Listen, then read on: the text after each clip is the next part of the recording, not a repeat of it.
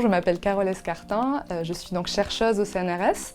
Je travaille au laboratoire des maladies neurodégénératives, qui est un laboratoire mixte entre le CNRS et le CEA et l'Université Paris-Sud Paris-Saclay, et qui est hébergé à Myrcène au CEA de Fontenay-aux-Roses. Moi, j'ai été recrutée au CNRS fin 2008, après avoir passé 1 an dans un laboratoire en postdoc en Suisse, puis 2 ans aux États-Unis à San Francisco. Et donc, depuis mon recrutement, je dirige une petite équipe qui s'intéresse aux astrocytes réactifs. En fait, depuis le début de ma recherche, je me suis intéressée à ces cellules qui sont dans le cerveau avec les neurones, parce qu'il n'y a pas que les neurones dans le cerveau, il y a d'autres cellules qui sont importantes, et en particulier les astrocytes. Et au cours des maladies, que ce soit donc des maladies neurodégénératives comme la maladie d'Alzheimer, mais aussi les tumeurs, les accidents vasculaires cérébraux ou les lésions mécaniques, les astrocytes changent et deviennent réactifs. Et toutes les fonctions qu'ils ont normalement, des fonctions importantes de support et d'interaction avec les neurones, vont être changées.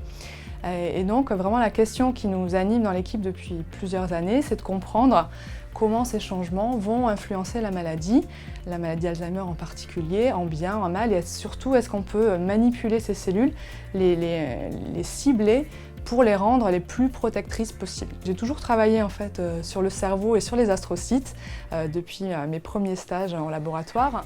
Après avoir travaillé sur la maladie de Huntington, il m'a semblé important aussi d'étudier le rôle des astrocytes réactifs dans la maladie d'Alzheimer, parce que c'est une réponse qui est vraiment générale, qui se produit dans tout type de pathologie.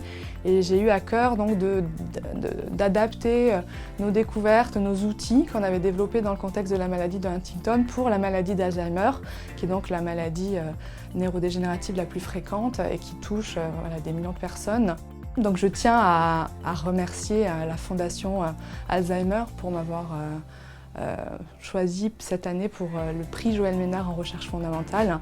C'est vraiment un grand honneur d'avoir été sélectionnée et une grande reconnaissance de notre travail. C'est un encouragement donc à continuer à s'intéresser à ces cellules qui restent encore mal connues. J'espère que ça pourra peut-être sensibiliser encore d'autres personnes à travailler sur la maladie d'Alzheimer et sur ces cellules.